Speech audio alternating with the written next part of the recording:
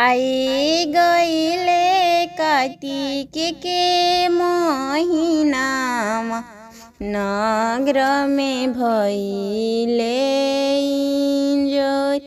नगर में भइले इंजोर।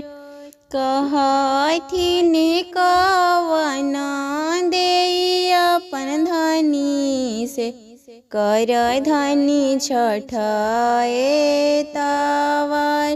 कर धनी छठ एतवार।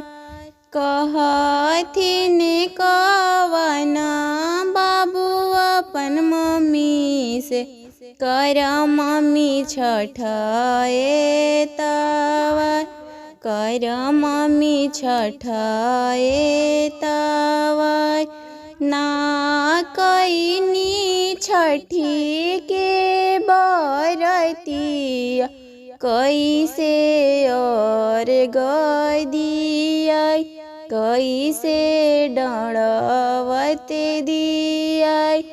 चौठ के करिह सननिया। पंचमी के धरी ह ध्यान। पंचमी के धरी ह ध्यान।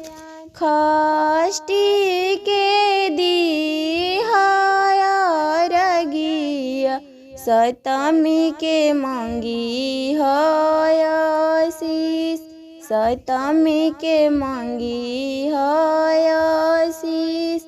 पाँच पुत्र छठी मैया दीह तू एगो धियावा जरूर। एगो धिया